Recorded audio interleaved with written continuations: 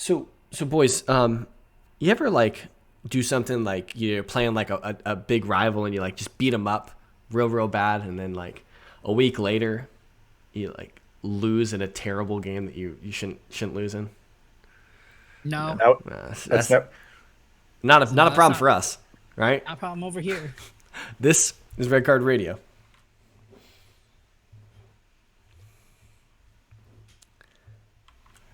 Good morning, good evening, good afternoon, whenever you're listening from. Thanks for tuning in. Red Card Radio is a weekly look at the Premier League from three friends who support different clubs. My name is James. I support Arsenal. With me tonight, that's Brad. He supports Chelsea. Down below that, Sean. He supports Tottenham Hotspurs. Boys, what's up? Hello. How are we doing? Fantastic. I used some Sean Stradamus magic here. We'll get into it later.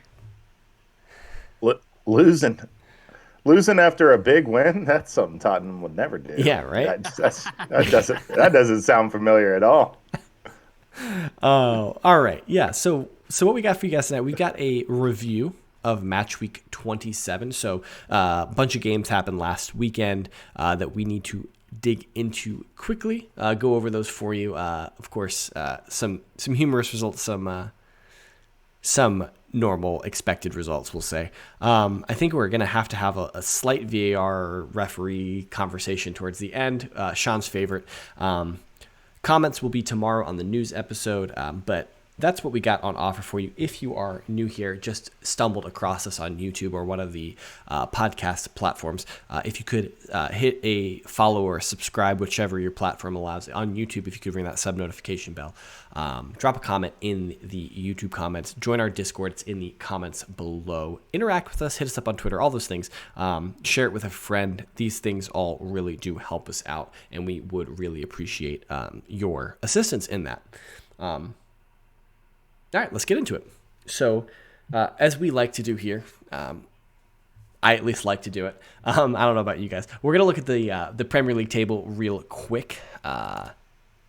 We've got this pulled up for you guys. So in first position, as always, still kicking is Arsenal. As always. I mean, we've been in first position since September, so I don't know what you want me to do. Manchester City still second. United still third. Tottenham holding on to fourth. Newcastle are up to fifth after Liverpool dropped to sixth. Brighton and Hove Albion are up to seventh. Fulham are eighth. Brentford is ninth. Still rocking out in 10th is Chelsea. Second half of the table is Villa rocking in 11th. Crystal Palace is in 12th. So 12th to 20th is actually pretty interesting, and we'll get into this here in a second. So Crystal Palace are 12th on 27 points. Wolverhampton Wanderers are 13th on 27 points. Nottingham Forest 14th, 26 points. Everton 15th on 25 points. Leicester City 16th on 24 points. West Ham United are 17th on 24 points. Bournemouth are in 18th. They are in the relegation zone on 24 points. Leeds United in the relegation zone in 19th on 23 points. And Southampton are unfortunately back to 20th on 22 points. Now, if you recall, 12th position, Crystal Palace, 27 points. That's only 3 points. That's only 3 points from safety. Called it. 3 points, 12th to 18th. Yeah. Yeah. This is insanity. It's pandemonium on the back end. So It's a 5 points difference yeah. from 12th to 20th. Like, yes, this is the race to watch. Yeah. So if you're Nottingham Forest, you got to be sweating over every point you get with a negative 26 goal differential. Same thing with Bournemouth. Negative 26. You've got to be like, I've got to sweat every point out of this. Yeah. So I saw it described on Twitter somewhere this week that said there are 10 teams vying for European football. I'm not sure if I necessarily agree with that, but there's 10 teams vying for European football. There's 9 teams trying to avoid relegation, and then there's just one team vibing. And that one team vibing, is Aston Villa. Yes. Hey, look, but from 6th to 10th is 5 points. True. Yeah, I think that's what they mean. It is. That is what they mean. But European football. Well, European football is 7th though. That's 2 points. Yeah, legally. Yeah. So I'm with you. Wouldn't that be great to see Chelsea's $1.2 billion squad playing in the Conference League next year? That'd be something else. Hey, we just want to pay homage to Jose Mourinho, and be the first London club All to win right, all so we're three gonna move European on. Cups. This is a ridiculous statement from Brad. All right, specific results. So match week 27 kicked off on Saturday with Bournemouth Liverpool. Liverpool coming off the high of the 7-0 victory against Manchester United. They lose that Went to the match. Stadium of Light and lost the light. No, it wasn't the Stadium of Light, but they lost to Bournemouth 1-0. Bournemouth Stadium is not the same of like. Stadium Light is Sunderland. yeah, Sunderland. Yeah.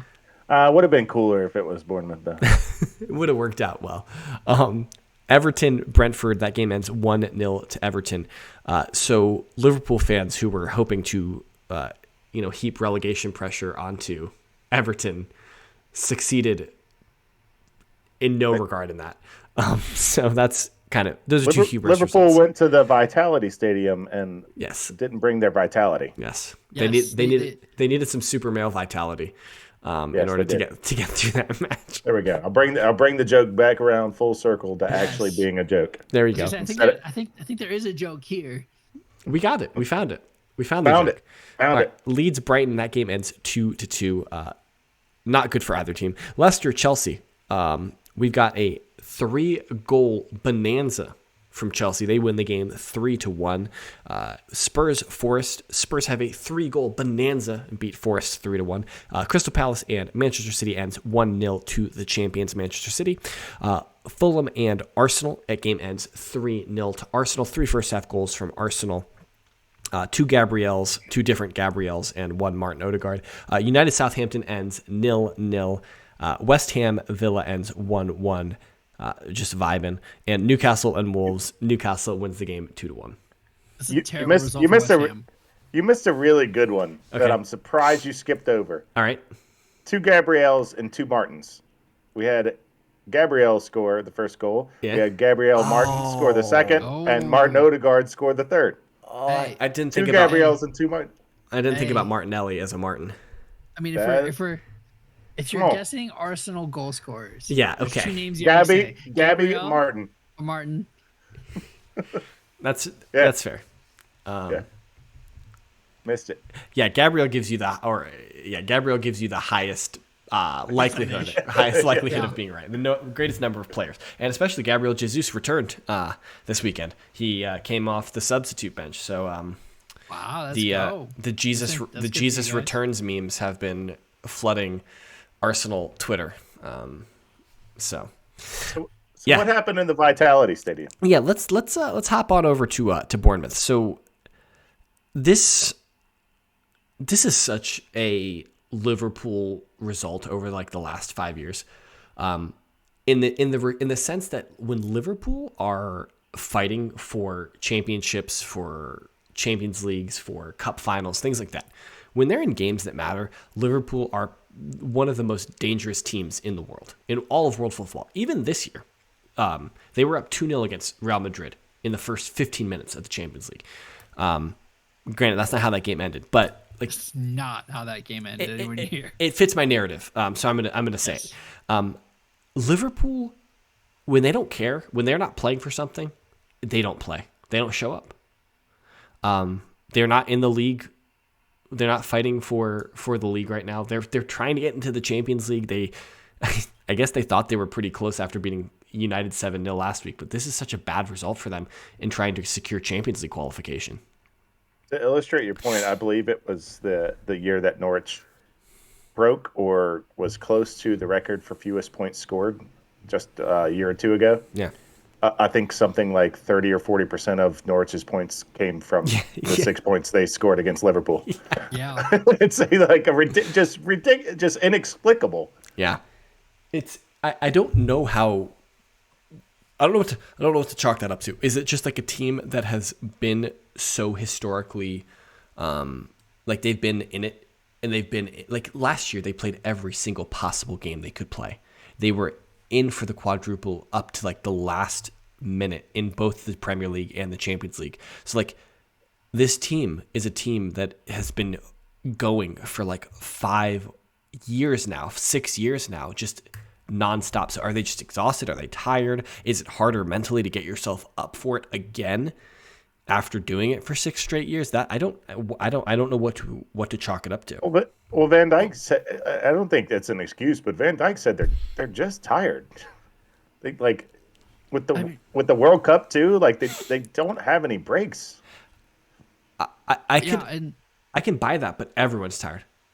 Everyone's tired. You're Especially right. at the top end of the Premier League, the teams that are all playing in Europe, like Arsenal weren't in Europe last year, and they didn't play significantly fewer games. They played significantly fewer games than Liverpool did, probably like 10 or 12 games less than Liverpool last year. So that's a big difference. But like other European teams, they didn't play significantly less games than like Tottenham, for example. I guess my point would be is Tottenham went out in the group stage. a large no we didn't. In the conference league. Was that this year? Oh yeah, no, it was in the knockout. But We move on. I guess my point would be is they almost played the maximum amount of games last season. Yeah. I think that was playing it out. Oh no, they did play the maximum They did. amount. They did play the maximum possible amount of games last season. Yeah. And then rolled a Champions League final into an abbreviated, because they played the Champions League final, an abbreviated summer. Yep. Into a congested fall. Yep. Into most of their players playing in the World Cup. Yep. And into congested. Well, it's not really congested now, but into cup runs. So like, yeah, I buy that they're tired. Yeah. Well, and this is Pep, and that's okay. Pep had this comment that it's super hard to keep winning with the same team. Like, how much has Liverpool actually been refreshed over the past 5 years? Like, we have Konate. They have their children because of all of the injuries. But does Harvey Elliott or Steven really get that much play time if Liverpool's fully healthy? Well, that like, was Henderson, I saw. like, Go for it. Like, and then Salah. They moved on Mane, but Salah, and Firmino are still there. So cool. You have one new attacker and one new defender. Oh, and they have two new attackers. They have Nunez. They have Gakpo.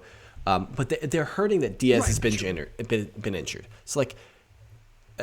Liverpool, I saw a tweet from Tamzid. Tamzid was tweeting about how the problem with Liverpool's midfield, one of the problems, is that you've got such a gulf in age between these players. So you've got young kids who you're relying on, who don't have the experience. They don't know how to manage a season, how to manage their bodies and things like that. And so like they're physically getting burned out. And then you've got old heads who can't run like they used to, so they don't have the ability to physically do what they used to do. So like, you get up for the derby against United and you exert so much energy, so much effort into something like that, and then you turn around a week later and you have to play again, and yeah, it's a week later, but like mentally and physically, like, are you able to get up to the level that's required?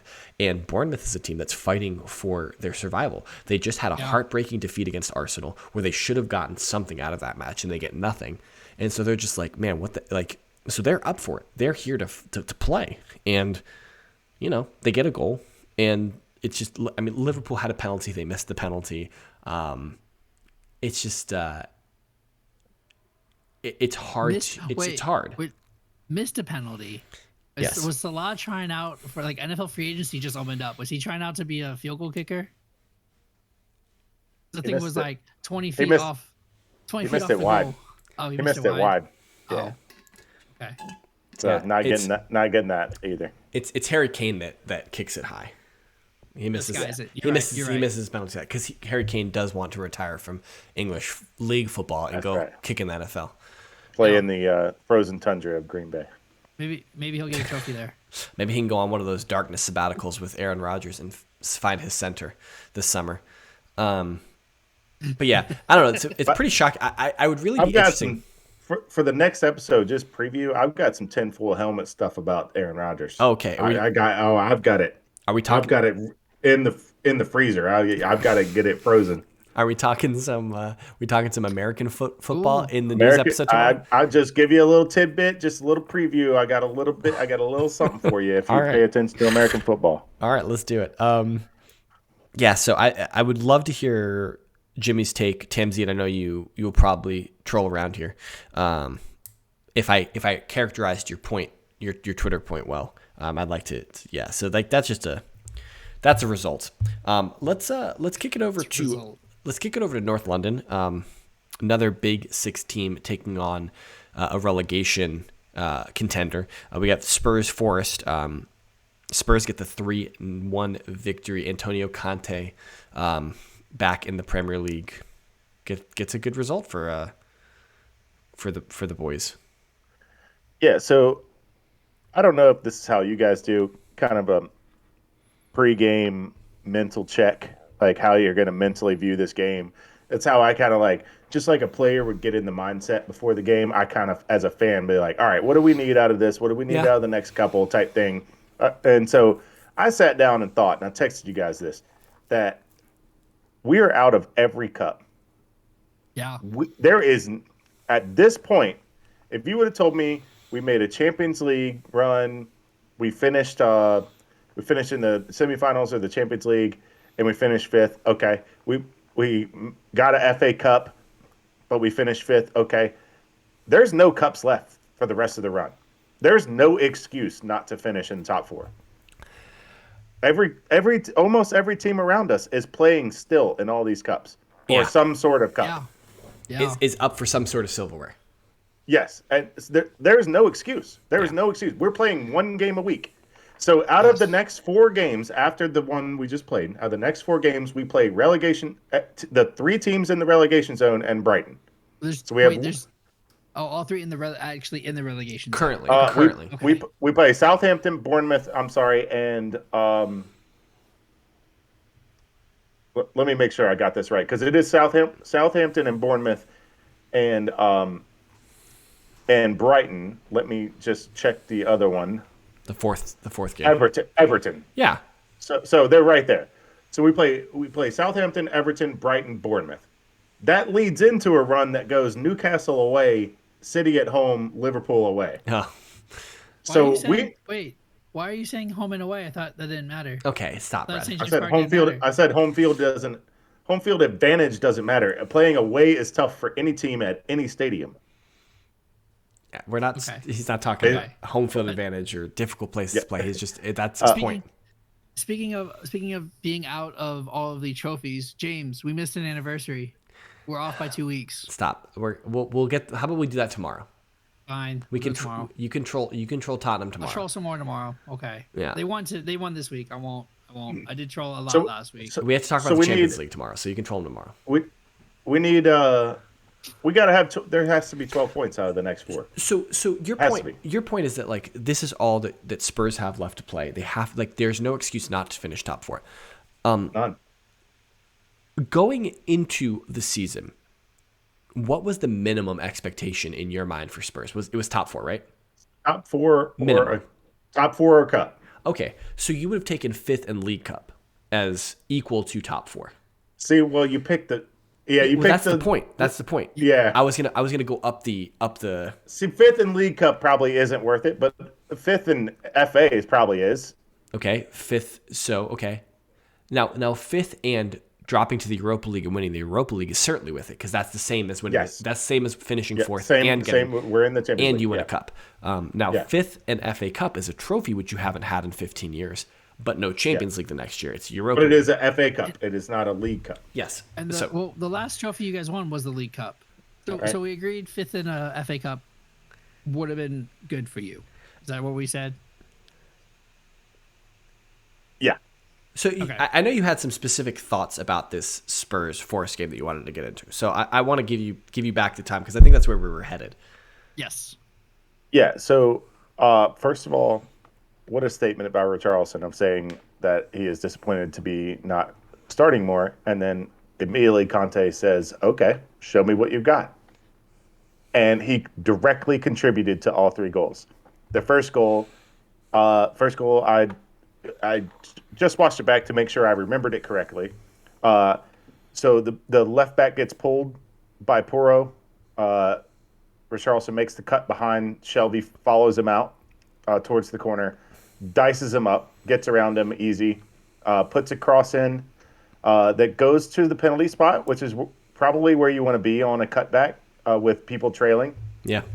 Davies can't quite get to it, but is able to move it back over to Porro, who chased back once he realized, and he just collects it and puts it a clean ball over to the back post where Kane just cleanly puts it across the face of the goalkeeper into the side net. That is directly related to Richarlison's creativity.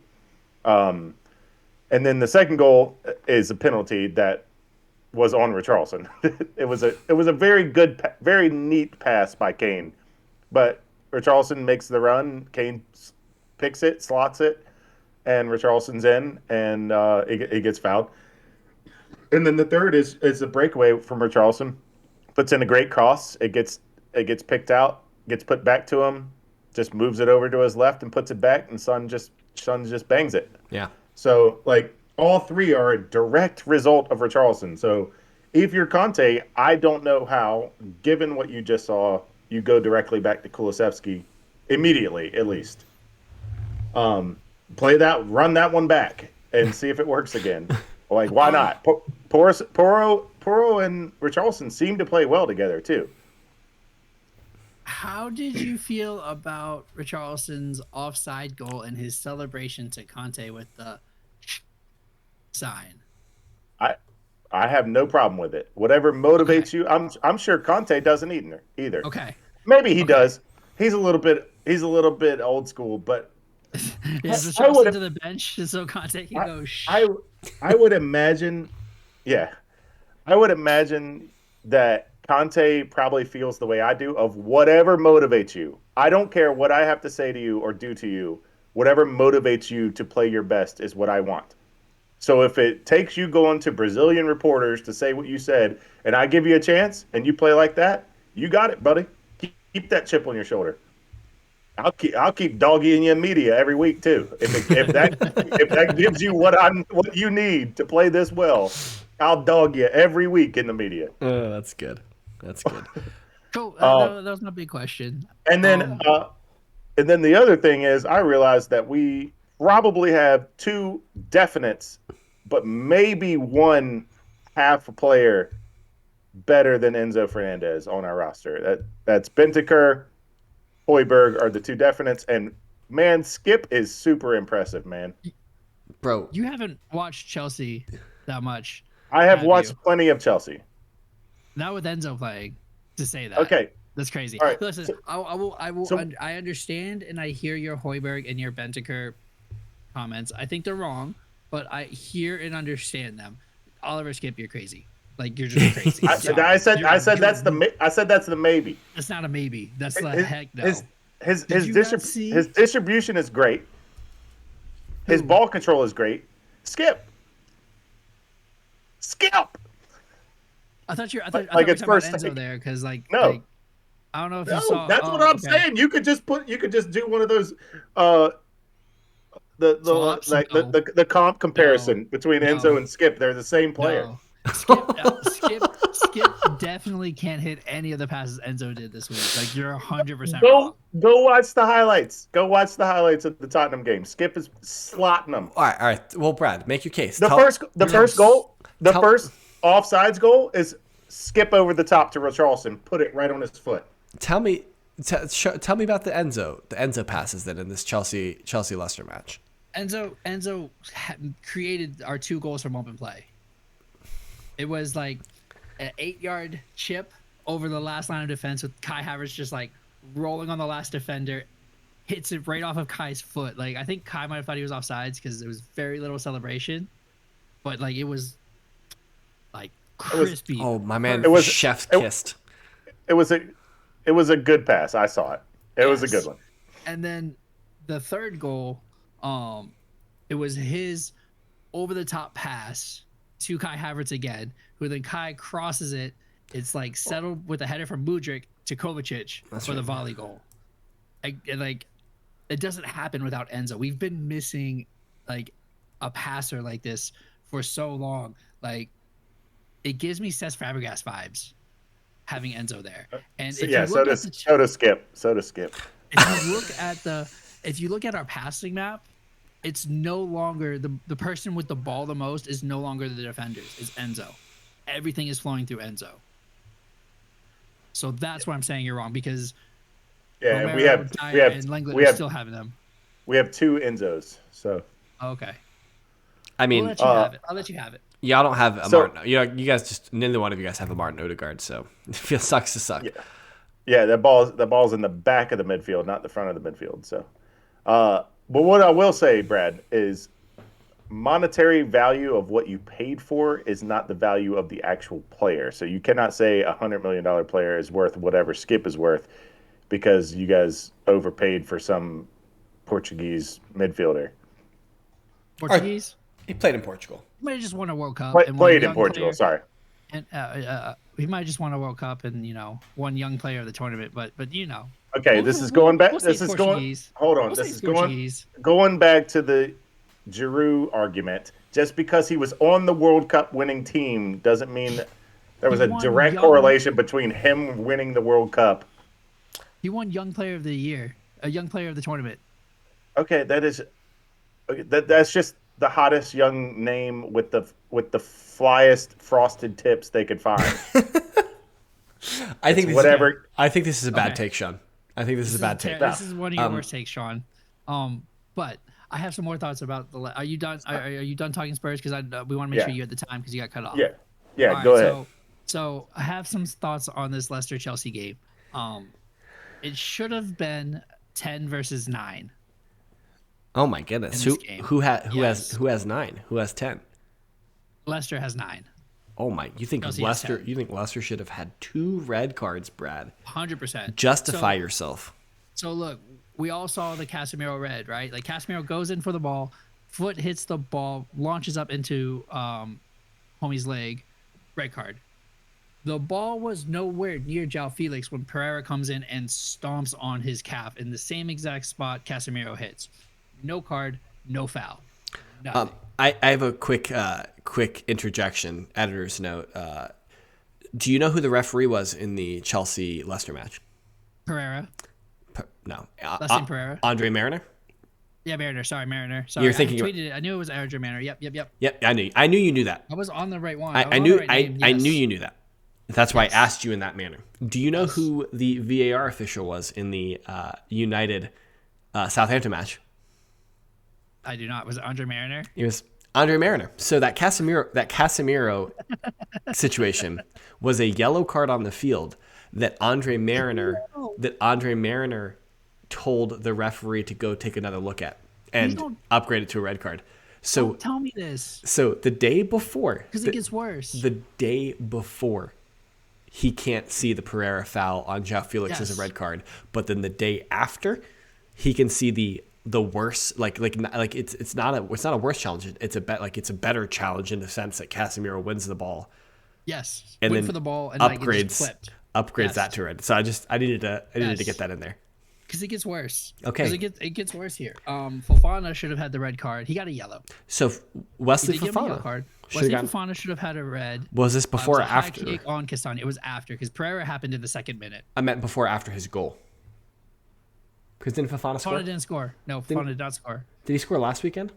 Yes. Okay. That's what I was thinking. Sorry. Yes. So we're at 10, right? Yep. Amarte has a full-on kick, cleat print on Kai Havertz's chest. No foul. Should have been a red card. De Jong status. Amarte gets the ball, kicks through the ball, and you can see his foot. He's when you can.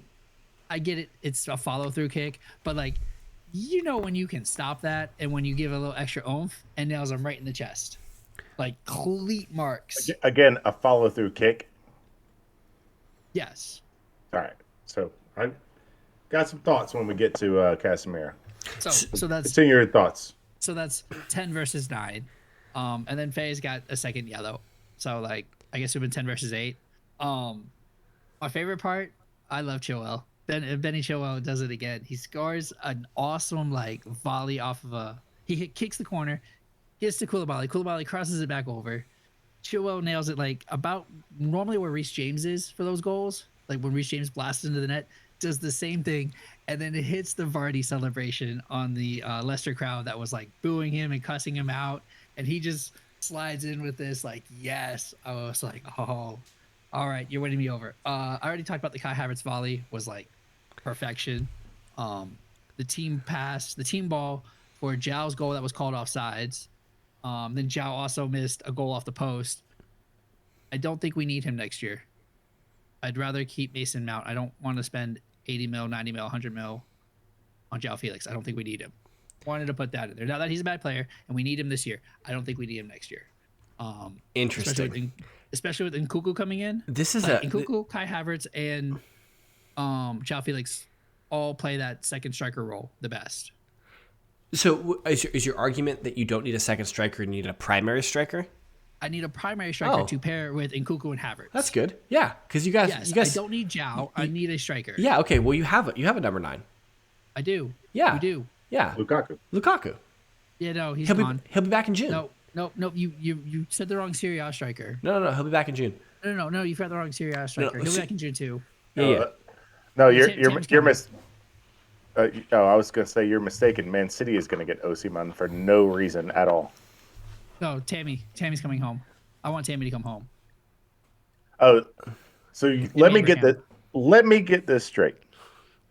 You want to go get the highest, maybe not this year, but a high goal scoring Serie A striker for high dollar again, and see how that works in the Premier League. And this is the definition of. Did work in the Premier League. This is the definition of insanity, Brad.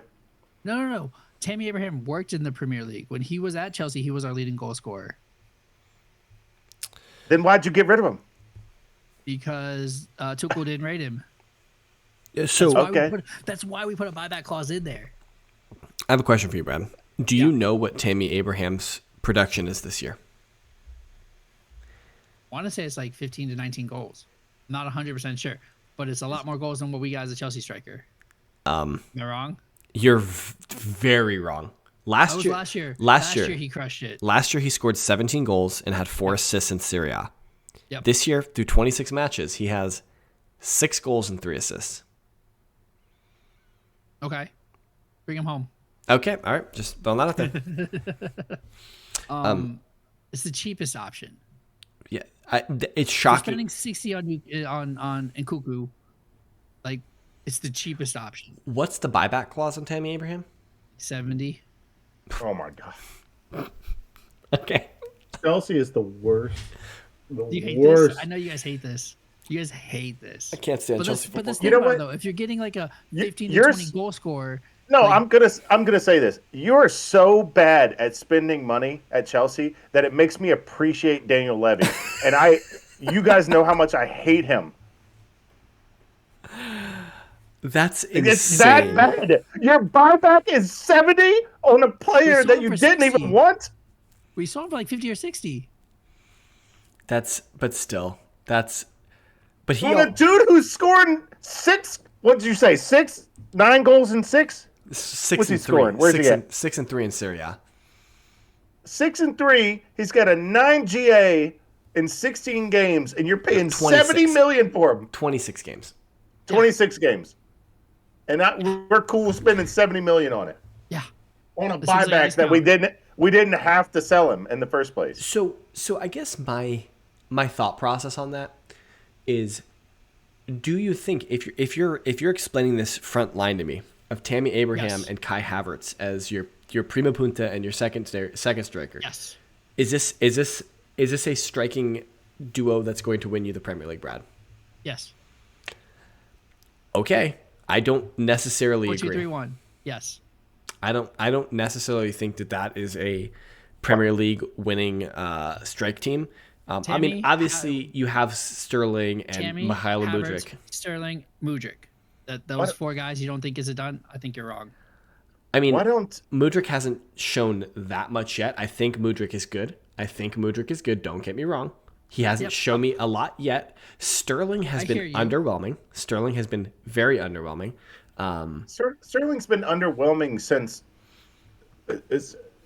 basically since the beginning of Liverpool. Oh, I disagree. He was great at Liverpool. Stop that. He was fine. He was fine at City. I don't think he was that great. He was great. He was great at City. You're just blinded because of all of City's talent. I understand that part. He got overshadowed by Phil Foden at the end there. Let me ask you, why would your mind go straight to a $70 million buyback and Because not. Victor Osimhen is going to cost 150 mil. Harry I, Kane is going to cost you 100 mil. you gonna let me finish? Sorry, but like that's What? what the two Why players not? were attached to. Why not see if you can get Vlahovic out of Juve on the cheap since they're about to get relegated? They're not going to get relegated. They're not. They're like They're might get seventh. European football still. They're seventh, and they have a 50. They're in seventh position right now with a 15-point penalty. They would be tied for second if they didn't have the penalty. And they still might get European football. I mean, yeah. Do Juventus need to sell players? Probably. Yes. But I don't think Vlahovic necessarily will fit. But I don't know. I haven't watched enough to say yes or no. Vlahovic to me is not the. I don't think he would do well in the Premier League. Yeah, I don't think he's a play. I don't think he works hard enough. I don't think Osimhen will do well in the Premier League either. Oh, I think you're wrong about that. I think Osimhen is I think he's a beast. And he plays in Napoli, and Napoli is is the reason why Napoli is running away with Serie A this year is because they're one of the highest pressing teams in all of European football. Like pressing football is not really a big thing in Italy, but Napoli is running away with the league this year doing it. And Osimhen works. So quickly, here was the correlation that we wanted to make to the Casemiro. Red. Do you think that the Casemiro foul is red card worthy, Brad? No. Okay. But especially if the same VAR referee decided that the Pereira kick on Felix, the Fofana kick was a yellow, and then the Amar, like the fouls that he called or did not call in the Chelsea-Leicester game tell me that no, he is wrong. All right, so I have a question. So what makes the Casemiro play not a straight red for you? He got ball. Okay. It's a deflection. I think I said the same thing when didn't Xhaka get a red similar to this? I mean, I'm not cornering you. I just want to hear the rationale. I'm with you. I think Xhaka got the same like red card. I think. No, all of Xhaka's red cards have been significantly worse than so especially the last one. So the last one was last year against Manchester City at the Etihad. He got stepped on. He got the red. No, he slid in and brushed Cancelo's calf. He didn't even hit Cancelo in the leg with his studs. He brushed him and slid by him and got a red card for it. So like Arsenal fans, we have shell shock around Granit Xhaka and the way he's been refereed historically. Right. So the Casemiro one is significantly worse. I mean, I'm sure that there has been. I think that I know that Eddie Nketiah has had a red card where he went over the ball and got a player's leg. Maybe that's what it was. But so I think that the big differentiating situation between the Casemiro one and the Pereira one is that Casemiro wins the ball. Yes. And he's slightly unlucky that he goes over the ball and into the player. Now, the result of the play in the Casemiro situation is a dangerous play. It's a violent play. That's the result. It wasn't the intention of the play, but it was the result of the play. I'm not necessarily mad about the Casemiro red card per se, from a general standpoint, but the Pereira one absolutely has to be a red card. And the fact that there's such wildly inconsistent refereeing between Saturday and Sunday in the Premier League, it's not even like it's with the same referee. With a guy who's that's you shouldn't have told me that. Unacceptable. Like now I'm more mad.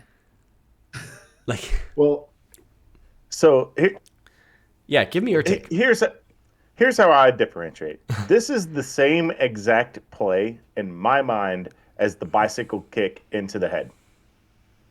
It's the same exact play. It was a complete soccer football move, except a player happened to get injured. There was no intent. There was no malice. It was a complete actual football move, except someone happened to get injured, which is why this would be a yellow. This was a dangerous play on accident. And it was not. It was not wildly uncontrollable. Neither one was just wildly just going into a play. One got the ball, one didn't. It was a controlled environment for both situations. But I have the definitive answer. Hold on. Hold on. Before you get to that definitive answer, I want to get into that thought a little bit. That okay. Just because it ended up violent, it was a run of the mill play. I think there is some difference between a boot that's at 6.5 feet in the air, and hold on. I think there's a slight difference. There's nuance here. But my point about the overhead kick that kicks Azpilicueta in the face and the Casemiro one is that intent is not always necessary for violent conduct, and that the result, like, would you think that the Casemiro one is a red card if the Southampton player's leg was broken? No. So I guess we have to change it for me. We have to protect players. And Casemiro has the ability not to tackle in the manner that he does there. And so that's why, in my opinion, I think that it's okay that it's a red card. I also think that the bicycle kick should have been a red card. So I'm at least consistent in that regard. That the intent is not as material as the outcome. Also, one got the ball, one didn't. I think that's your distinction. That's the distinction that you're making between the overhead and the Casemiro. Yeah. So, Sean, make your point. So first of all, people get injured on non-fouls all the time. Certainly. So injury has no correlation to me. If a player is making a football move that is completely controlled and within the normal grounds of the game, and they're not playing with reckless abandon. They're not just running all over the field, sliding everywhere. That's completely erratic, and that player needs to be stopped. But he's playing a normal ball in a normal situation and makes a normal slide. Studs up challenges are not allowed. It's not studs up. He got studs to the ball, and it happened to bounce up. It was not his intent. I don't have good wrist flexion, so if you imagine if my arm is his leg, his toe isn't pointed towards the ground. His toe is pointed to the air, so that is studs up. It hit the ball. Yes, but it's still a studs up challenge. It's not my point. It's not that the tip of his toe hit the ball. So if he had won the ball and only gotten ball and no man, his studs would have gone into the ball, and it wouldn't be a foul because he wouldn't have touched the man. But my point is that if his toe was down, he hits the ball and it goes through and into the player, then that's no longer a studs up challenge, and I think we're having a different conversation. But studs up challenges are technically dangerous play. And I think that the outcome, whether intentional or not, is what decides if it's violent conduct or not. And I think that there's a case that could be made that this Casemiro situation is a violent conduct play. But here's what's funny. Here's what's funny is those slide tackles. There's been 3 different slide tackles that probably should have been fouls or should have been reds that Manchester United players have been injured on. Yeah, recently. And then this is the Casemiro is the red, right? Eriksson is one I can think of. I think Garnacho. Yeah, Garnacho. I think was one. And then there's a third one too. Garnacho was the third one. I forget who the second one was. Well, the problem is yeah, it's great for us that Casemiro, basically the heart and soul of that team, is done for 3 games. 4. Because it's a second red card. For violent conduct? Because of red card accumulation. Red card accumulation. But it still should be even if it was first, it would be 3 for violent conduct, right? But it's because even if it was the first. Because yes, correct. His first one was 3 games. So it's 4. That's if that happened to my team, I would be livid. I would be absolutely livid. You know what I think?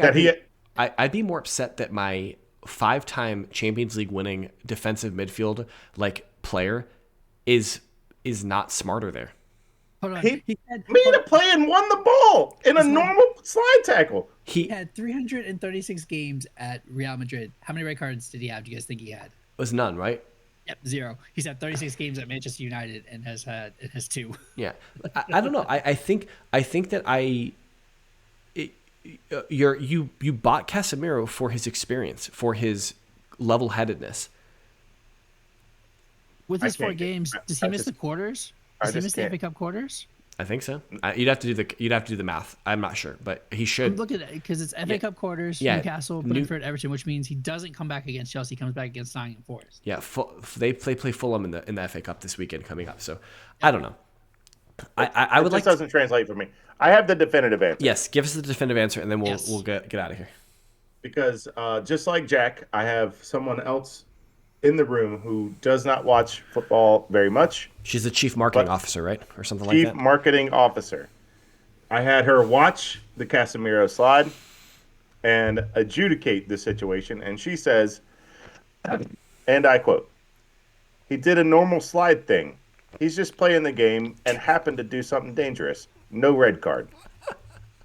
All right. That was her exact words. He just did a normal slide thing.